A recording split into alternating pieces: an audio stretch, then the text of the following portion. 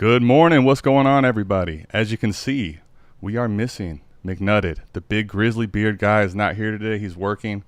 But if I'm not going to have Mike, I'm going to get one of the better and possibly the best Dynasty mind in the game today who's just joined the Destination Devy team. We got Scott Connor in the building. This is normally a patron-only episode, the Shit Show Live. But today, when I get Scott on, I had to bring it to everybody. So, Scott, what's going on? Welcome in, man. How you doing? Good, man. Oh, chopping it up with the ATM on a Sunday afternoon. Well, not quite Sunday afternoon. Late Sunday morning. London game on in the background. Frustrating, but maybe it'll turn into a game here. So glad to be here, man. I'm excited for this. When you reached out to me and said, hey, you're filling in for Mike this week. Done. Let's go. You know what? It's funny because, I need you to fill in. But here, look who we got in the building, man.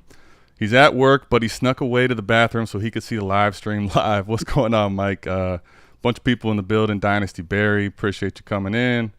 Man, since the London game's on, it does feel a little more like the afternoon, although Bellinger just snuck in a touchdown there at the end, but the Giants haven't been great so far. What are your thoughts on this game? And then we got a lot to dive into as far as the landscape and strategy and the 23 class and a lot of different topics. Yeah, I was just kind of watching this game on and off, listening to podcasts in between plays, which it's interesting to do that. But you can do that when you have a certain type of phone. So that's been interesting and fun this morning. But yeah, this is just one of those games where when the Packers went up 2 touchdowns, I'm sitting here going like, all right, the Giants got to push back, and then they come back, get a touchdown. So maybe we'll hit that over. I know Brandon was talking about we're not going to hit the over today, but we're trending that way. If the Giants can just put up 17 points, we're hitting the over. So maybe this will be one where we get most of the fantasy guys to get there. We already got Bellinger there. Barkley's probably going to get there just based on, he's probably going to have 7-8 catches. So maybe we'll get some more Packers there. That's all we need. Yeah, the Giants offense, as far as fantasy goes, man, it's hard weekly to really want anybody but Saquon Barkley. It's just, there's nothing on that offense that really excites you outside of that right now. No, there's not. Honestly, maybe Bellinger. I know he got it. That's not a touchdown you're going to predict, but there's been quite a few times where he's the number one option in terms of just the check down passing game. So he's one of those guys with a super high RAS score, and you kind of wonder if because he's kind of forced into duty this year because they literally only have Tanner Hudson is the only other tight end that really runs any routes. Maybe this will be good for Bellinger's long-term development, but I'm guessing just the trending with types of tight ends like this, what will happen is Bellinger will end up with a decent rookie year and will be vastly overvalued because people go, oh, wow, he can only get better. When in reality, a lot of these guys kind of just level off for 3 or 4 years, and if he's good, he'll end up being good, but he'll be one of those tight ends that'll be useful, but then he'll probably be tight end 18 to 20 at the end of this year, and you'll be like, no. He's really no better than a lot of the other veterans that were in bad situations. So he'll be definitely a sell, but long-term he could be good. So that's encouraging for him to get on the field as a rookie. That doesn't happen a lot. Yeah, for sure. I think, too, with him, Dimes, I don't foresee being back there this year unless they just somehow aren't able to get a quarterback. A lot of it will probably be for him. Like you said, this year you're probably not going to expect a tight end one season, obviously. But for him to really ascend into the tight ends that matter, even the back end, tight end one mix, he's going to need probably a quarterback upgrade. So be interested to see what the Giants do after this year. But, Scott, I wanted to talk to you, get you in here. And since you're here, your podcast, by the way, if you're not following this guy, Charles Chill FFB on Twitter, he's now on the Destination Devy team. His first podcast that he did, really, really good, man. And since you did all that stuff, I wanted to kind of almost dive into it a little further here. And talk about, the running back landscape, the entire landscape of Dynasty at the moment, kind of how we've got here and, what we predict in the future based on all the information. And with the thumbnail, Scott, it's kind of like, I guess the best way to describe it would be, the Oasis or the Mirage. And right now, the 23 class has kind of been hyped because we've been really thirsty. We're wandering in the desert looking for the running backs that come in and are really going to help put resurgence and life into this backfield in the NFL. Reality is right now, dude, not only are they not playing well and scoring well, but, the top guys that you're expecting this year, they're almost all hurt, right? JT didn't play. Swift didn't play. So there's a big combination of things here And on top of the fact that wide receivers are also smashing too. Now it's only 4 weeks into the season, and things could change as far as the sample size with how they score. But like right now with that shift in how it is, wide receivers are just clearly the better play at the moment as far as, like you talked about, the warp advantages you get there. So kind of want to get your thoughts on how this affects the 23 class, and then kind of dive a little further into like the warp data information and maybe go back a little bit further just to get more clarity on the situation too.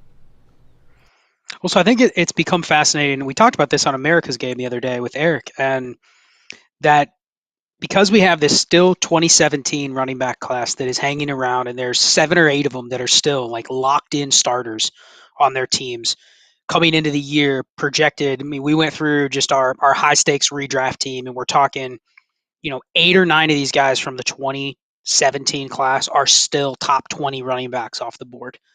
And so you have this disconnect though between those guys that are still hanging around, and you can throw Barkley and Chubb in there too. I know they were the class after, but you kind of had like this really, really rich era of running backs. Since then, since 2018, you've had obviously the guys in the 2019 class like Monty and Devin Singletary and Jacobs and Miles Sanders, but those guys have really never had the value that probably they were worth to a roster, except for in certain pockets where, okay, everyone wants this running back like Monty on the year that he smashed the second half of the year. Like people would have wanted him then. But really what's coming down to is these older running backs.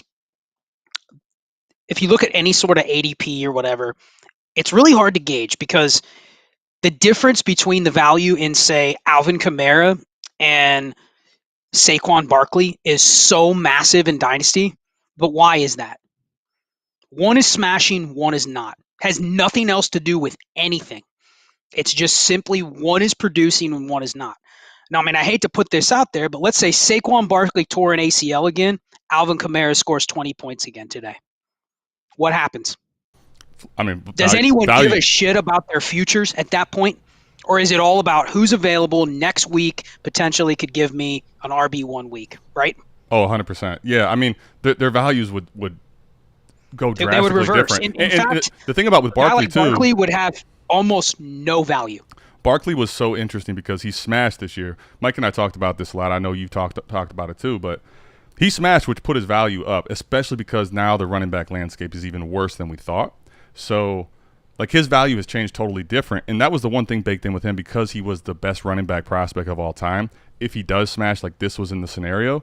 But to your point, man, if he got hurt again, even if it wasn't season-ending, like a big-time injury, though, like if he messed up a hamstring, he's going to miss like 3 weeks, 5 weeks, something, he goes to – a lot of people won't even want to touch him, Scott, because he's had such a hard time staying on the field the last few years. And then, last year, obviously, he didn't play well because he was coming back from the ACL. So it's interesting that you bring all that up, too, because I do kind of want to dive into some of the previous numbers here.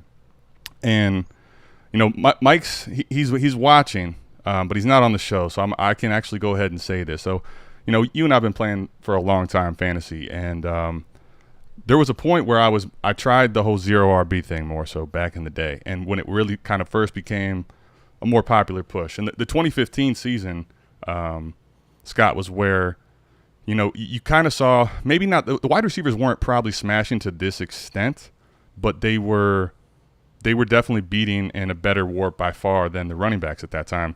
And there was a similar situation where, the running backs that were top in warp there, Devontae Freeman, Adrian Peterson was getting older, D'Angelo Williams, Lamar Miller, Latavius Murray. I mean, the running back landscape was bad. And 2016 happened, right? So you had Zeke and David Johnson come in. They both were smashing. Le'Veon Bell took a big step forward. And then you had the 2017 class, Scott. So it's interesting you brought that up because the 2017 class, when you think about it, so you had Fournette, CMC, Dalvin Cook, Joe Mixon, Alvin Kamara, Kareem Hunt, right? That's the whole 27. Aaron Jones, yep. So you had all those guys in that 2017 class. Now, like Fournette's, 7, CMC, who at the time people thought CMC wasn't even going to get a full workhorse role, right? They thought like he was maybe just going to be a scat back after his rookie year. Like, but he still was 13 in PPR. all those guys basically outside of Mixon finished top 10 in their rookie season. Like Kamara, you got to remember they brought over Adrian Peterson, and people were saying Kamara's not going to play. He took over that backfield. So obviously they had Ingram still, but point was they smashed early, even with Dalvin Cook getting hurt and tearing the ACL in his rookie season. And they kind of really helped push, I think, a lot of people that were trying the zero RB or the hero RB approach to back to sort of more of a robust RB situation. You had then at that point 2020, right? That's what made the 2020 class so damn good, or appealing at least, right? And you had CMC, Swift, JT, Akers, Gibson, Dobbins, and then J-Rod was a gem, right?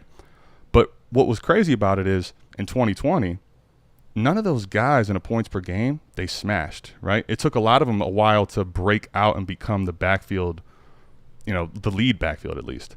Dobbins didn't come out till later. Akers didn't do anything for a while. He was hurt. JT at one point in his rookie season, people might not remember, but was scary for people. And CEH had the great week one, but then disappointed a lot of the year. So I think, and then you have in the preseason going into 21, Akers and Dobbins both are out for the year and had big-time injuries. So I think, what happened is that backfield didn't start to – the 2020 class, those running backs didn't start to really take over till later. And then you had two of them get hurt. So I think this – it basically caused this entire running back class, like you said now, to not be all that appealing. And then now you still have the 2017 class carrying the running backs. So as we get to the 23 and the 24 class that are coming up, right now, the value is pushing to receiver, and rightfully so. I mean, as you can tell, receivers are smashing. A lot of them are young, too. So with that in mind, if everybody starts going to, this receiver mindset where those are the prize pieces, and this 23 class doesn't come in and smash right away, do you think there's still a potential for, in the back half of the season in 23 or going into 24, where maybe they become a bigger value, just because if people aren't valuing the running back position, you still have to try to get them somewhere? A lot to unpack with your question, because I think you went through the timeline. I think it's important to look at a couple things that we're going to look back and we're going to look at. I think the first thing we have to acknowledge, 2017 is the greatest running back class we've seen.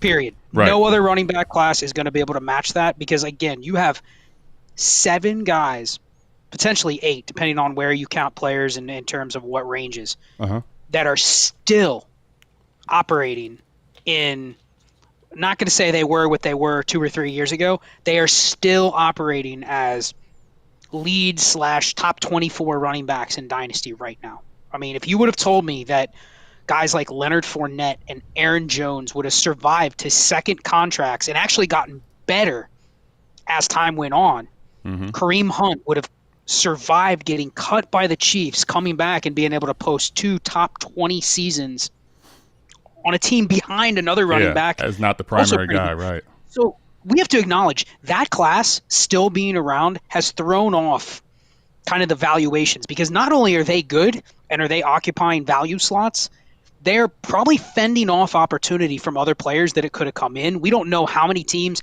didn't bring in other running backs, didn't draft other running backs, because they had those guys, because they chose to sign a running back to a second contract. Every one of those guys I mentioned, except for Leonard Fournette with his original team and Kareem Hunt, got a big deal, got second contracts on their team, and both of those guys have gotten second contracts on their next team and are still there. So that's unheard of. And truthfully, in the current economics of football, that really wouldn't be that smart to do. And I don't think we'd see another running back class like that. It will be interesting with like Barkley to see what the price is on a guy like him next year if he stays healthy. Because I think that sets the tone for, people look at guys like David Montgomery and Miles Sanders, Damian Harris, Devin Singletary. We like these guys for Dynasty, right? But I would not be shocked if none of those guys get more than $6-7 million next year in free agency. Yeah, they're Chase Edmonds basically, and you might think Chase Edmonds sucks, but if any of those guys get a 2-year, $15 million deal, people are going to be like, that's a solid deal, right? Like that's a solid deal, kind of like Melvin Gordon got a couple times after he hit free agency. Same thing, right? And that's just not what 2017 was. So I think we have to acknowledge that. We also have to acknowledge, and this is what I talked about on the podcast, this is the trend that I don't think is slowing down. A, that 2017 class was really good. B, they were in some great situations. I mean, you got to admit, the Chiefs, the Saints, the Packers, like those were good situations for these guys to land in. If they land in other spots, we don't necessarily maybe see Aaron Jones the same way or Alvin Kamara the same way, right? Sure. I think the other thing is looking at the 2015 running back class is where it started. Go back and look at the numbers in that 2015 running back class. The RB2, so you're talking like RB25, we're still scoring over 12 points per game. And the median, so like right in the middle, RB12-ish, So was you're around talking, 14. Are you talking in the 2015 class? 2015. This is Here, where I we're got- referencing. I got. Let's see if it'll pop up here. Here we go. This is warp data from the 2015 class right here. Okay. Go ahead. No, if just look at how closely compacted they're together at the running back position, which is this predictive of the future? We don't necessarily know. That's the one thing that even Ray's brought up before about warp. Like, how predictive is it, right? Mm-hmm. We can see it existing in real time, but how predictive? It's not predictive necessarily if you're looking at usage going forward. But I think you can look at data like this, and this is kind of where we're at right now. The gaps between the slots at running back is extremely small compared to what it's been in the past. So I think there is some room for some of these really high warp running backs to come in. The questions that I have about them being in 2023 is how dependent are today's running backs on landing in those Saints, Packers, Chiefs type spots to hit those numbers, regardless of the talent. And I think that's where it becomes a little riskier. 6 years ago, I would have said, you know what, maybe it wouldn't be the same. But now we're seeing the last 3 years running back usage, just like the snap share for the high-end guys, has not only been lower, other than the outliers, like Najee last year was an outlier, but the number of running backs that are playing more than like 65% of their team snaps has gone down 3 straight years. Right. So teams are just not – you do not have as many opportunities to just say, I don't care what offense this guy's in. If I know he's never going to play more than 60 or 65% of the snaps, immediately he has to become an efficiency monster, probably through the receiving game, and probably tied to the right kind of offense for him to post one of these high warp running back seasons. And that's just a lot to bet on when we're already trying to bet on which of the 15 running backs that get drafted in the first 4 or 5 rounds next year do I want to bet on in the first place. Right. So it just seems like it's more of a long shot bet, which means we're going to get a really good running back class in 23, not just at the top. Ray's talked about this a lot too. Like, there's a lot of good running backs that are going to go round 3, round 4, round 5 next year, kind of like this year. How much does it take for one of those guys to hit the 20-plus point per game mark? Or are you just drafting, cool, I'm going to get Dameon Pierce. He's going to give me 16 points a game. Right. What does that even mean? Now, relative to the sell price that you can get, because these guys are scarce assets, we admit that, right? Like, they're scarce assets. Sure. If you have a running back that's putting up 17, 18 points per game, there's only 5 of those guys right now in the NFL. So if you have one and you're willing to trade them, especially if it's a guy that people think has some future or some upside in the future, you're almost selling a unicorn asset because they're so hard to repeat, regardless of the talent of the player. Right. So I think that's what's behind the theory. It isn't even that there's going to be running backs that are worth taking over the next few years. In fact, you could probably sell me the best place to try to shoot on those guys is in rookie drafts. Well, okay, yeah. Because that's one single pick, and that's it. But really, what are you aiming for? I would argue if you hit on a guy like Elijah Mitchell last year, you didn't even hit anything. All you hit was a placeholder. You hit on a placeholder that at the soonest moment that someone is willing to pay you 150% of what his market value is, he's not helping me win. He's just occupying a spot that I'm now going to have to put in more work to try to replace. And this is what the whole podcast was about, and why it's so interesting that you guys did your follow-up pod talking about how it differs in best ball. Yeah. You know, and that is fascinating to me because we don't ever talk in those regards, but I can never remember a time where the gap is further apart in terms of the approaches. Like, you can almost argue in best ball, the approach is it's a complete 180. Yeah. It's close. And it's damn close we'll talk because about it like that. yeah, well, I mean, you're right because so when you think about it from the standpoint of how different the leagues are and what you're trying to do, right? So what is pretty much defined as going to be as a roster clogger for you, right? So a wide receiver that's not giving you decent warp, essentially, right? Or at least points per game that gives you a difference-making player at the wide receiver position. Like, how realistic is it for you ever to feel like, you know what, this is the week I'm going to start any one of those wide receivers? Devontae Parker or Nelson Aguilar are roster cloggers in a lineup league, in a best ball league. Give me both of them on the same team. Right, because and here's the thing, right? You're looking for a lot of those receivers that you're rostering later to give you 4 or 5 consistent weeks, which basically means they're a wide receiver 2. And then you're looking for, a few of them, they're still going to have a couple pop weeks, right? Like all those guys are probably still going to have 1, 2, maybe even 3 spike weeks where they actually are really helping you win. So it's a big difference. Now, I'm not saying you can't roster running backs later, but as you start to go down the board, where in lineup, you're just looking for guys that if the opportunity breaks right, you're going to press the button and say, okay, now it's their time to shine. Three injuries at the running back position. They're the whole backfield. Now I want to start that guy. But in best ball, you can't roster those guys, too many of them, because if you have, let's say we're talking about a 30 roster spot best ball league, Scott, okay? If you're rostering more than like 5 at most, guys that are really going to give you zeros unless the situation breaks right, it's suboptimal, because now you've rostered basically, you're only really using 25 or 30 roster spots that have a chance to score. So if you put like one of the really good optimal lineup rosters and did it to best ball and didn't change it in waivers, like there's a chance that team, unless it has a bunch of spike weeks from its top guys, gets absolutely crushed week in and week out.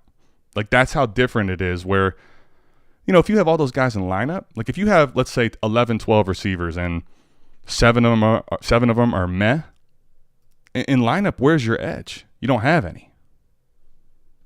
Yeah. And I think one of the key things that, looking at this data when I was doing my show, just keeping in the back of my mind, because I've started to play a little best ball. Got to give, you and Mike credit for at least having me start trying best ball. I dumped all my best ball dynasty leagues a couple years ago, but I've started getting back into it now. I think the secret, though, is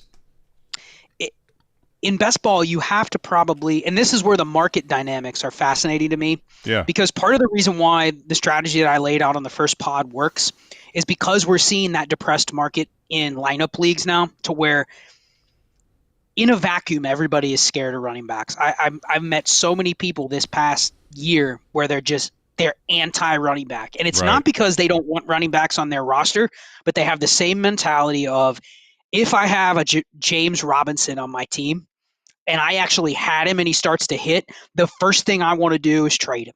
The first thing I want to do is trade him high. I've heard so many people go, sell Dameon Pierce for a first, sell James Robinson for a first, sell Jamal Williams for 2 seconds. The problem is 99% of people have no fucking interest in buying those types of players unless it is he's a backup running back that next week might not be as good as he was the week before, and I'm not paying for your spike running back weeks that I've had in the past, because I have no future value with a guy like Jamal Williams, except for what can he do for me right now.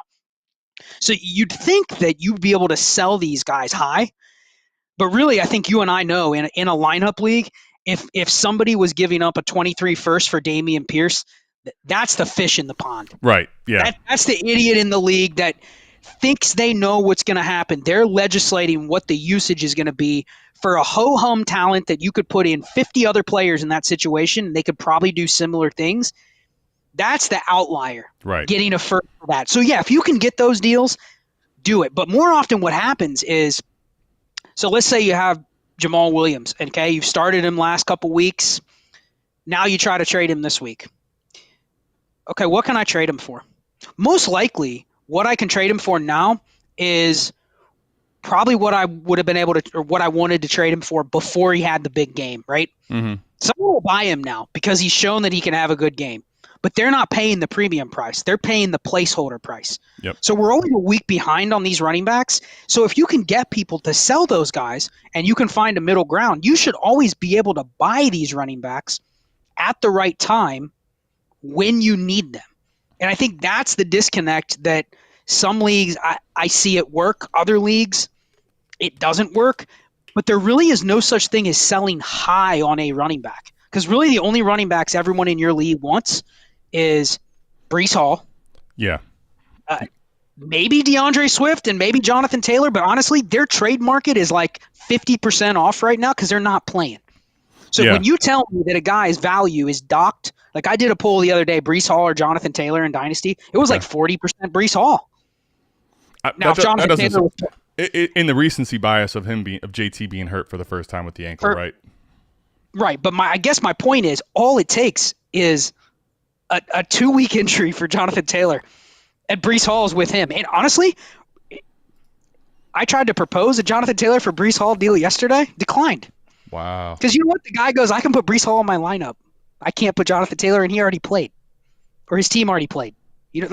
That's how finicky the running back market is. So if you identify a market like that, why would you not just play it like a week-to-week game, which makes me just abandon really any future value unless it's Breece Hall. Like there's very few players that I'm going, okay, I'm waiting for next year for this running back to fire. And if that's how we're going to treat the position, and the scoring is so bunched together, why wouldn't you just kind of play the daily stock trade game with running backs?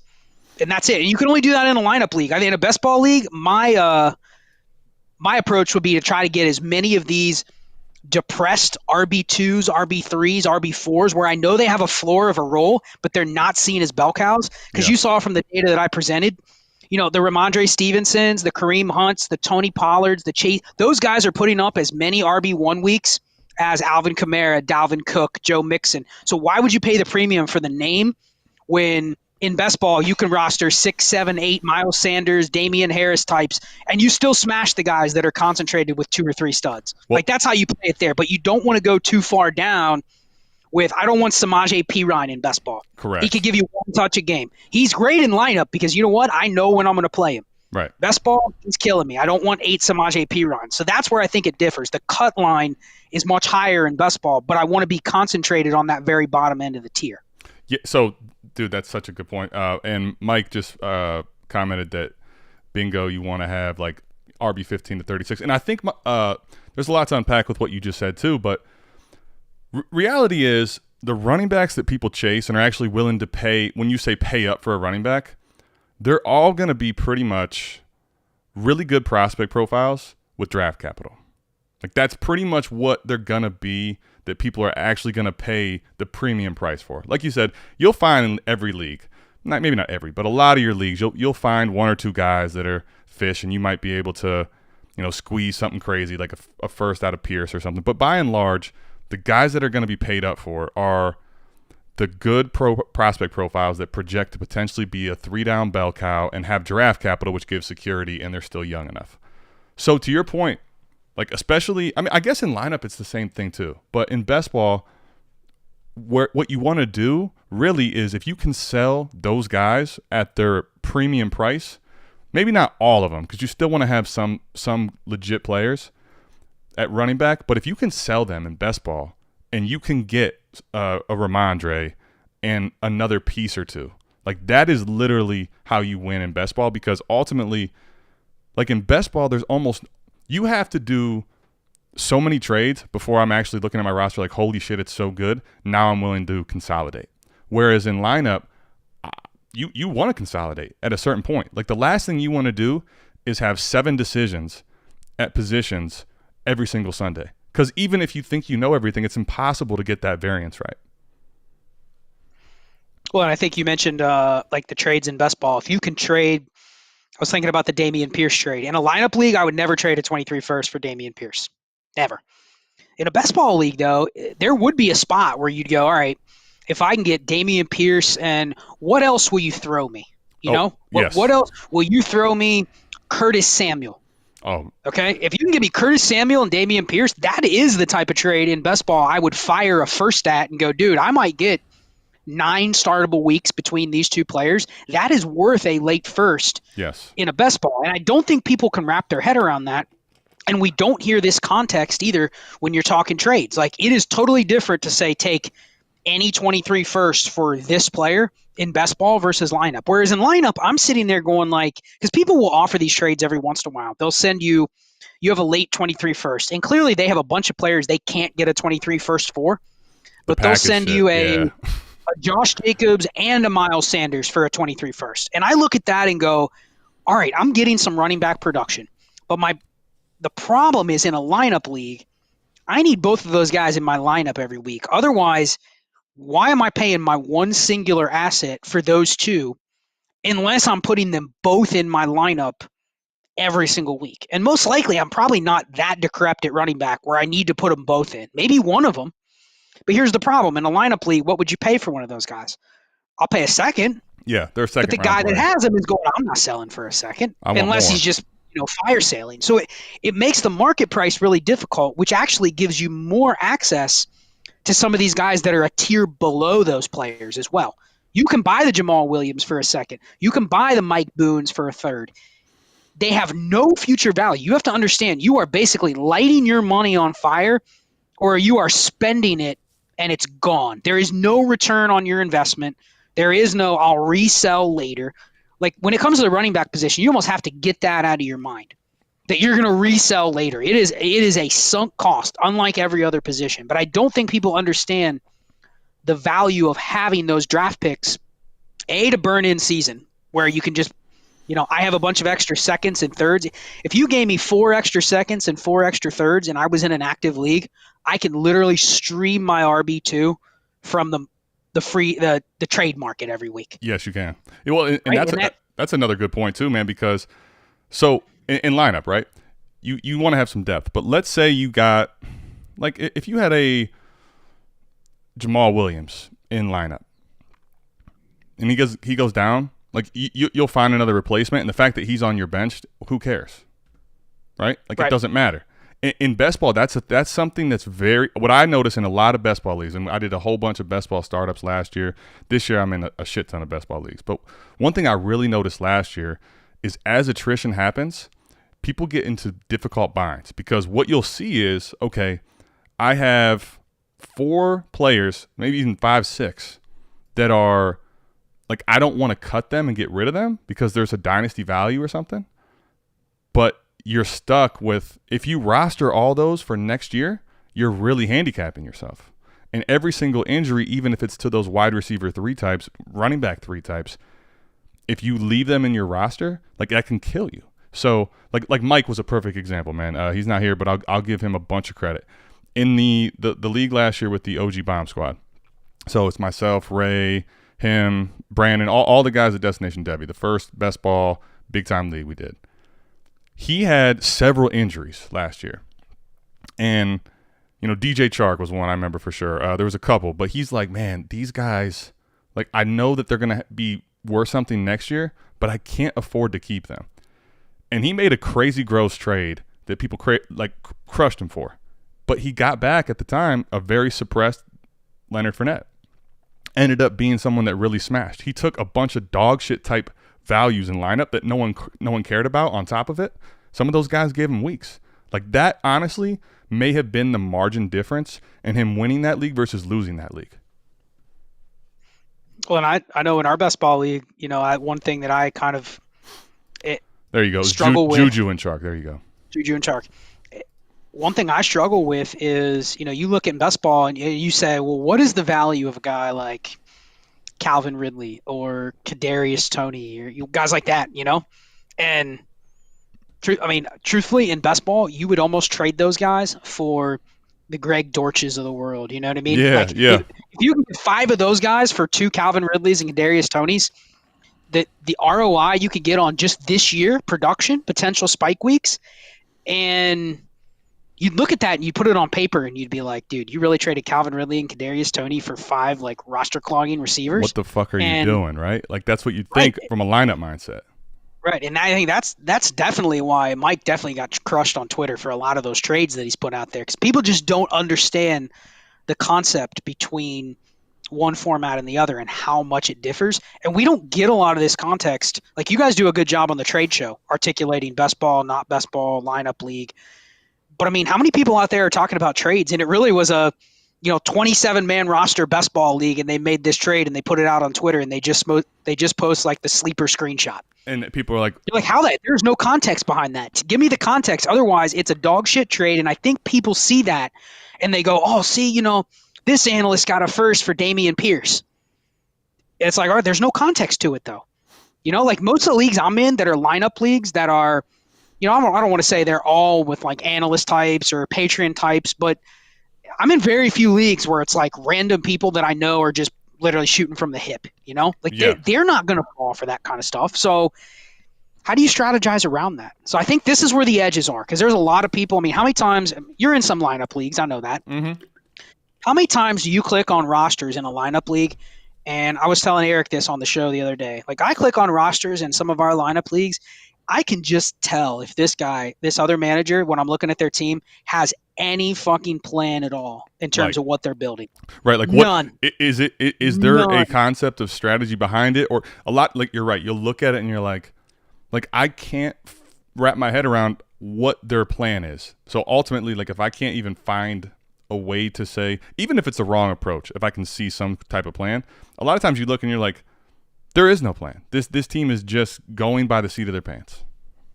Yep. And when you can spot somebody like that, I think that's where the edge is understanding what is optimal for your league, your settings, your format, your roster construction, your rules. A lot of times you can exploit the taxi, you can exploit the injured reserve, you can exploit how many roster spots, like all those things you can exploit. And I think the edge is being able to spot those people that really have no plan.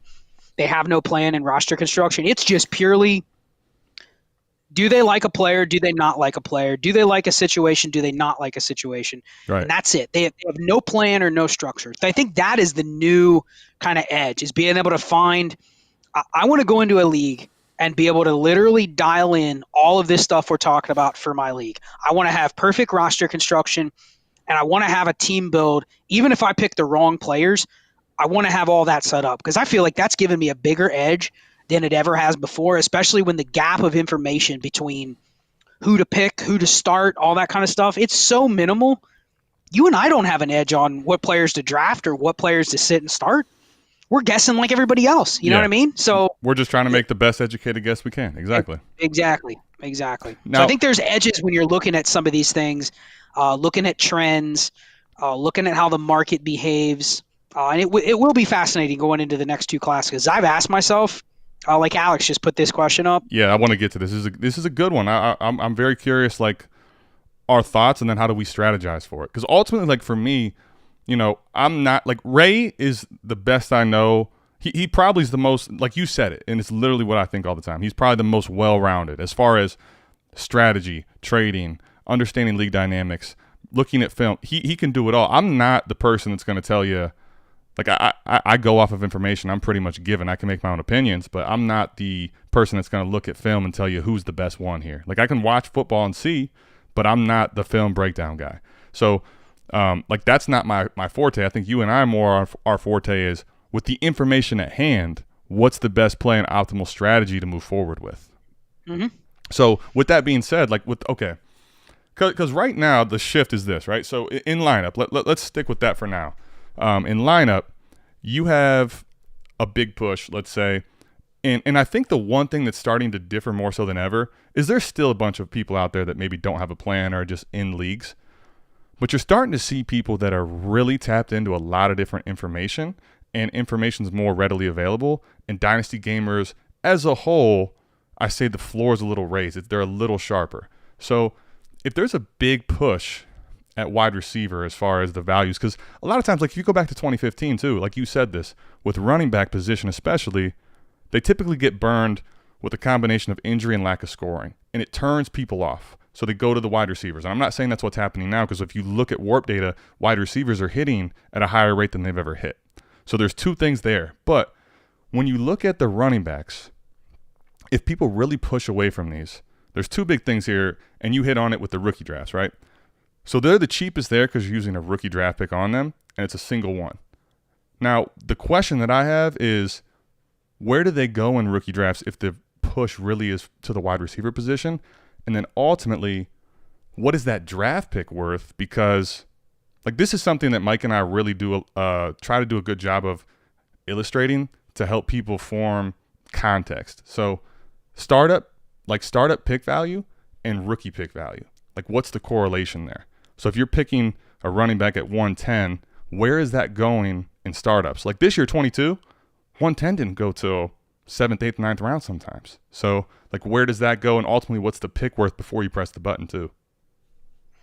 Yeah, I mean, I think one thing we have to do a good job of is we have to also understand, because this isn't going to change.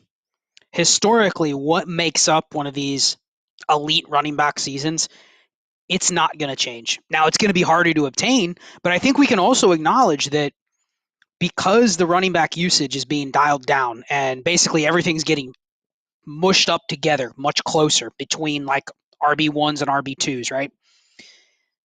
I think we can acknowledge that as receiver gets more saturated, hitting on one of these 20 plus point per game running back seasons is going to mean more, I think, going forward in the next couple of years. So when you add that there's going to be maybe more potential to have those guys come in with the next couple classes, it is enticing to want to draft these running backs. I think we have to acknowledge, though, what makes up one of these seasons, and we have to be able to identify it quickly and move before the market has it become a consensus that it's going to happen. So this is a bad example because he got hurt, but think about like Javonte Williams, right? Okay. Nothing about his profile or his usage through 19 games said he was ever going to hit this mark. Yeah. Nothing about it at that all. was right. That was because the running back position was dead, and the young running backs that people wanted, there was 5 of them. So it was almost like pushed up the board because of chasing. Exactly. But, for his career, he's a guy averaging 15 points per game. Now, I know it was a little elevated in 2022 through a couple games, but still, even his spike games were like, all right, unless his offense becomes a juggernaut, he's not posting 20 plus points per game. He's just not going to. So when you acknowledge that and you identify it quickly, and you could have identified it and made the bet in the offseason when his value spiked, but I would have argued that nothing he did, even if you removed Melvin Gordon in the equation, would have told me, okay, this guy is going to be a player that is going to post one of these really high warp running back seasons. So immediately when I go, oh, he's RB3 in Dynasty, it means we're assigning a lot of value built up like into his invisible shell of what makes up his ADP. A lot of that is built up into the fact that people are paying for youth and what they perceive to be a little more security versus, why would he have ever been more valuable than Christian McCaffrey or Saquon Barkley when they have multiple seasons of hitting these marks that he's never going to be able to get to? And that's the warp versus, the fear part where like, I don't want to invest in McCaffrey because, man, he suffers one more injury. He's dead. Whereas Javonte could give you 4 straight years of 16 points per game. What did you really get? It was nice. You put him in your lineup. You didn't have to worry about the spot. But if you look at the historical warp data on that, you're going, all right, cool. That was a placeholder. So I think when we identify these guys, and this is where someone like Ray comes in, and this is where someone like some of the real like usage analysts out there come in. There's some situations like Philadelphia comes to mind. You look at the usage of their running backs. It's not so much this year. They're actually giving Miles Sanders more work this year than they had in the past. But yeah. You can probably go back and look at some of these trends in backfields and go, all right, here's kind of our no-no list for running back landing spots, either offensive coordinators, head coaches, whatever it might be. And those are almost like the red flag list that we're going to put regardless of what talents go there, right? Like I know Ray had questions about Breece Hall coming into the year. Like he's going to this Robert Saleh system. They have Michael Carter there. Is Michael Carter really that good? Maybe not. But is he annoying enough to keep Breece Hall? Is he annoying? Is Michael Carter right now annoying enough to keep Breece Hall out of 20-plus point per game territory? I would say, what's interesting about that is I think it feels like Breece is starting to want to take away from that backfield. But the reality is the answer still has to be yes until – like we're proven that the coaching staff is going to keep Michael Carter off the field more. Like if that starts happening, the answer would be no. But I think right now today you have to answer that Michael Carter poses just enough of a thorn in the side to keep him out of the 20-point per game discussion this season. I think the talent of Breece Hall absolutely has 20 points per game in the cards. But to your point, like you can't necessarily project that for sure yet because Michael Carter's still young and he still is someone that Like when he's on the field in the NFL, forget fantasy for a second. When he's on the field in the NFL, he's a good enough back to where, okay, we'll use him enough just because we want to keep Breece Hall fresh too. Yeah, I mean, I think if you told me that, and this is the exact example, Jonathan Taylor at his peak is scoring about 22 points per game, right? Yep. And how many touchdowns did he have last year? Like, he had a great touchdown year. Huge. But you can argue that just having a guy like Nyheim Hines on his roster is enough of a thorn to ever keep him out of peak Todd Gurley, Le'Veon Bell, Christian McCaffrey, Saquon Barkley, David Johnson territory. It's just never going to happen. So if you can identify that when this player is in this really high-end range, like maybe Breece Hall gets there at the end of this year and he posts 18.5 points per game this year. Mm-hmm. That's where you go, all right, if he's now worth 2.5, 3 firsts, you just bet against him taking the next step. And I think that's where we have a disconnect of we're going to value him as RB1 because we see an 18 point per game running back that we see is going to be able to do that for the next 3 or 4 years. When the reality is if you can sell at that peak price, you can replace a lot closer to that 18 points per game, especially you go into next year. I mean, honestly, you're going to see some of these 2017 guys that survived this year. They're going to be even more of a value next year. They're going to be 1-year bets that you're going to be able to get for early seconds. Right. Late firsts. They start to get in that Travis Kelce tight end discussion where the production outweighs what the cost of acquisition is. But can you find, as long as you can find the manager that is willing to trade him, like if Kelce's on a contender that's going for it, like you ain't pulling him from their cold dead hands. But if you can find somebody that's moving Kelce, you're going to get him at a cost that's cheaper than what the fucking production is. Like, it's just the reality. Like, that's what those running backs are going to be, to your point. So I guess what's interesting, too, here is, like, when we think about this, right, and you talked about this, and I have to think about the same thing. Like, I have so many teams, and we've talked about this at length, where the 23 class projects to be gold, basically, because, like, look at all the running backs, and the running back, all the depth at running back, it basically, on top of the fact that those guys are good and potential hero RBs, even if that's your approach, it pushes the value down the board, so you're going to be able to get quarterbacks and wide receivers.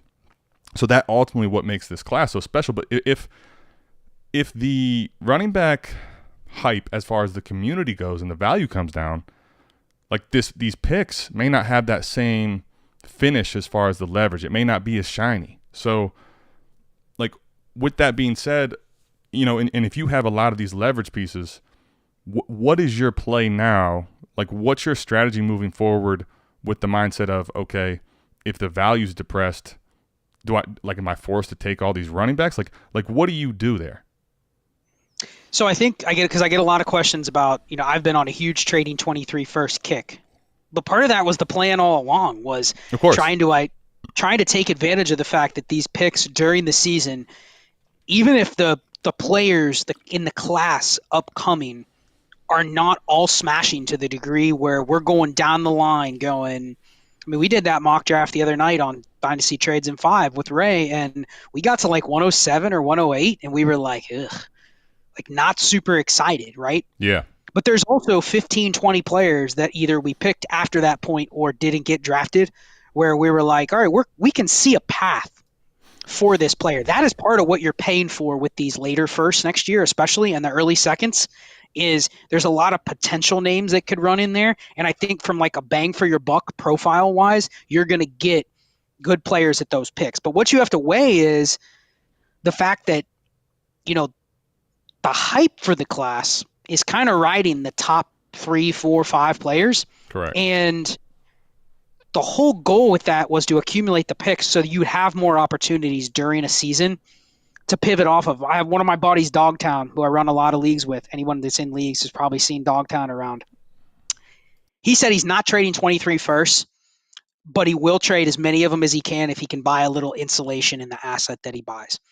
And I thought that was a great point. Like, he basically said he's comfortable fading this class at the current price of the picks if the players he's buying are, you know, 25-year-old receivers or 23-year-old running backs or contributing to a quarterback that has kind of the same spot in the pecking order for the next 2 or 3 years. What he doesn't want to do is give up these late firsts for 30-year-old receivers, 27-year-old running backs.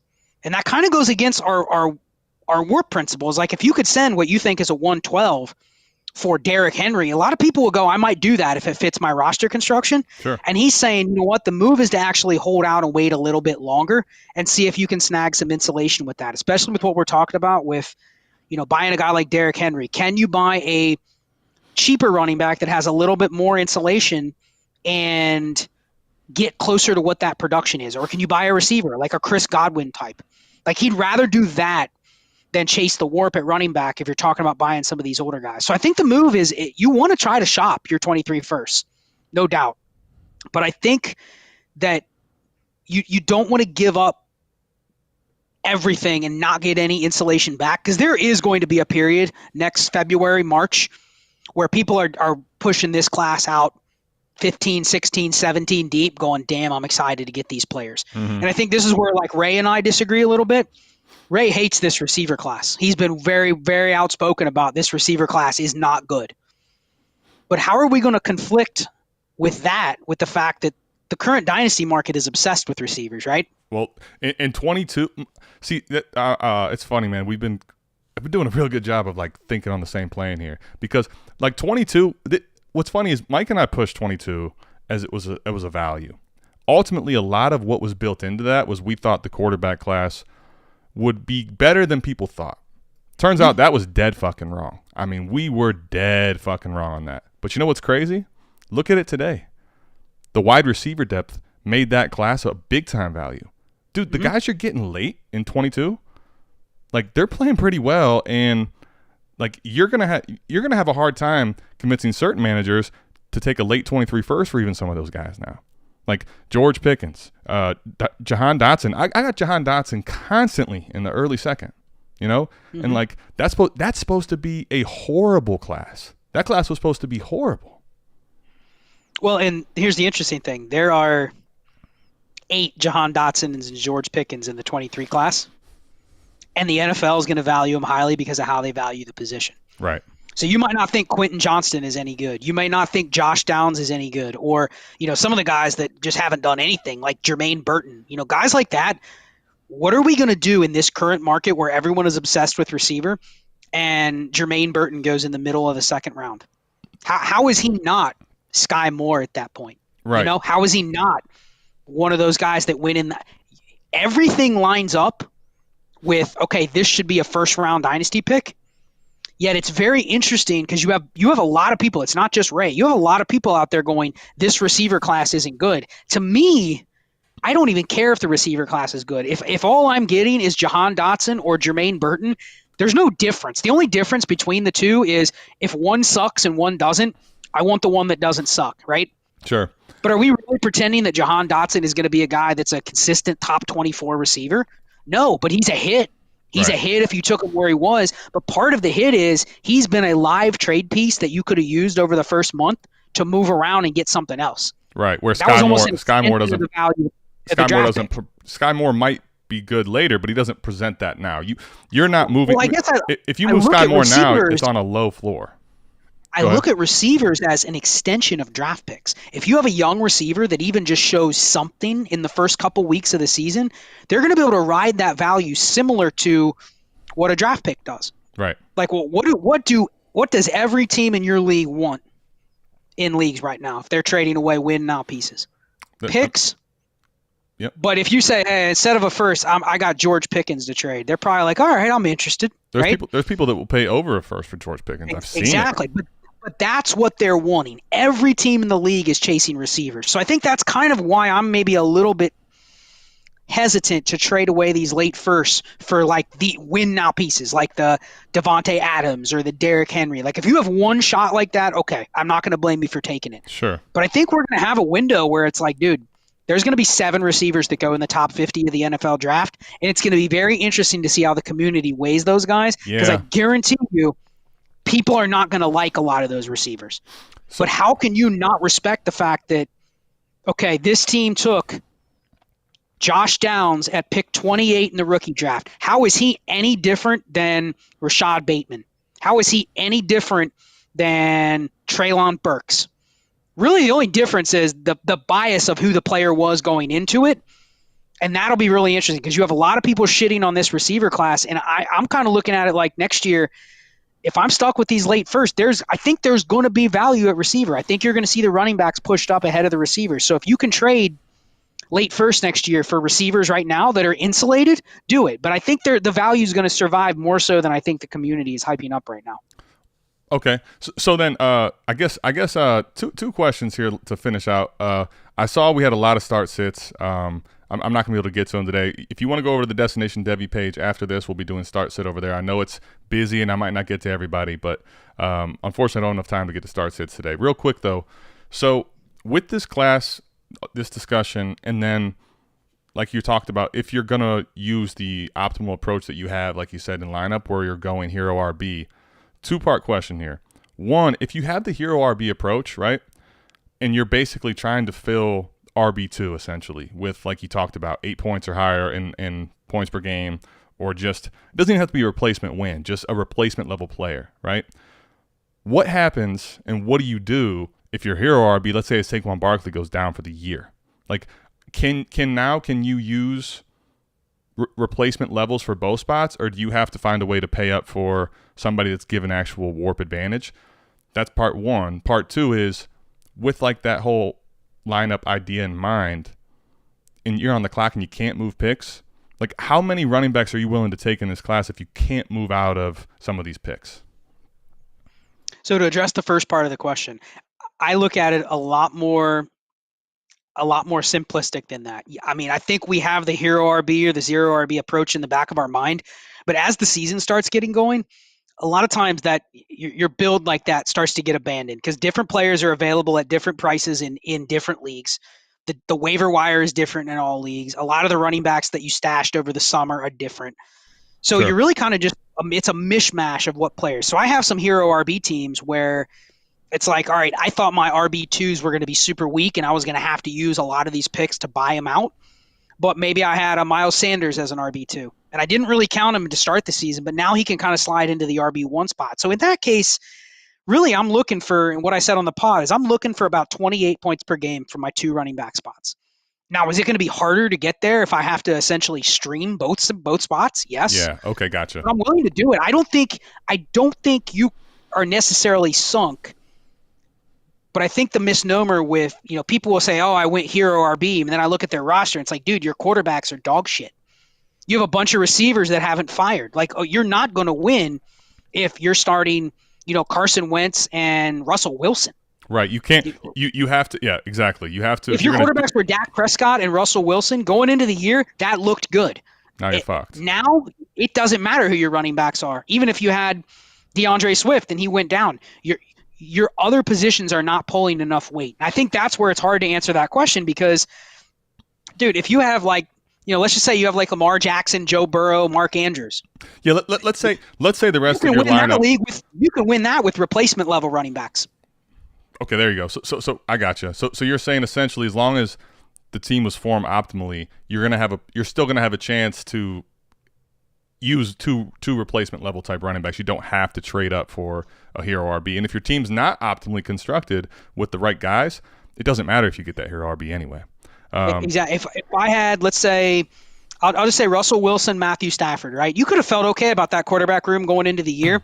If that's my 2 quarterbacks, maybe I have a third, and then I have a hero RB, and the hero RB goes down. That's a team I don't even bother trying to replace it. That's probably a team you're better off kind of just trying to sink to the bottom. You know what I mean? Mm-hmm. So I think it is the importance of the hero RB and the zero RB strategy is you got to have the other positions locked down and dialed in.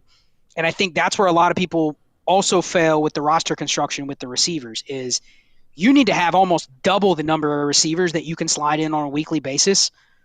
You can't afford to ever having to start a replacement level receiver. You never want to be dipping down into starting Greg Dortch or Richie. If you're there, you're improperly roster constructed. You know what I mean? And you need to rebuild because you're not going to be able to fix it. Correct. So, and if that's the case, if you're missing a receiver or 2, I would rather.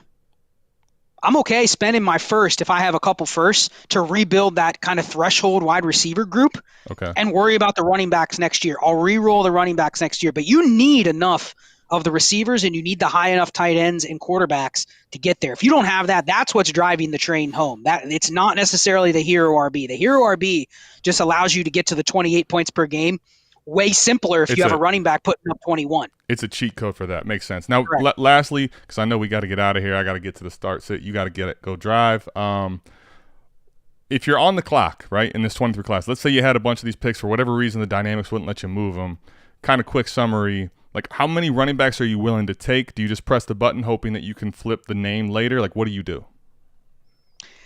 I think I'll probably end up taking more running backs than I'm comfortable with. Okay. Because I think that I understand maybe better than others of kind of the profiles of what the running backs look like and how they hit these different warp ranges. I'm aggressive in selling the ones when I think there's a lot of their values milked up into what we talked about earlier, right? Like the youth and the potential upside. Yes, like it's basically like the Javonte Williams story all over again. Right. That's the type of player. As soon as he spikes, it's boom. Let me pivot off of him for a first and a filler running back in place. And so that I'll end up taking more for that reason. But I think the other thing is when you build this way, part of the bet that I made on roster constructing this way over the last 2 years is what? I'm going to have opportunities in the 22 class with later picks and in the 23 class to kind of revamp some of the roster constructions on these teams. I have a lot of teams that need running backs. So if I have 4 firsts and 2 seconds, I actually would be doing myself a favor by taking more running backs. The question is, let's say I have a team where I end up with 5 running backs in the first 2 rounds. To me, now I'm oversaturated, right? Yeah. Right. So well, that's what I mean. Right. Where to go with that value. But I still want to take it because I do need to eventually replenish some of those bodies because as well as anything else, like in best ball, when you're rolling out a roster of Jamal Williams and Damian Harris and Miles Sanders, that looks great this year. How about next summer? How does that look? It could be scary. They may all be out of fucking jobs, and their dynasty value might be close to the floor of 0. So exactly. Yeah, that's a good point. We can do another 2 hours on this podcast, on this subject, man. I was gonna say, man, I think. I hope everybody enjoyed this one, man. I certainly did. Mr. B's right. Scott was dropping knowledge. We're going to definitely have to, throughout the year, come back and hit on this a bunch of times. I think you nailed on your first podcast. This is going to be a big topic of discussion moving forward for people that are very tapped in. So there will be part 2 and probably more than part 2 coming, hopefully, as long as we can get it on the page with each other. Appreciate you coming on, man. It really means a lot. Shitheads, thanks for tapping in, and we're going to get out of here. But come check us out on Start Sit at Destination Devi here at noon. And stay tapped in, man, to this guy right here on Twitter, his patron, Dynasty and Chill. Right here, I'm telling you, like Mr. B just said, Scott is one of the sharpest, possibly the sharpest Dynasty mind I know in the whole industry. So thanks again for coming on, man. Yeah, man, anytime. We'll chop it up many times this season. Glad to be here. Sounds good, dude. All right, guys. We will see you later. Peace.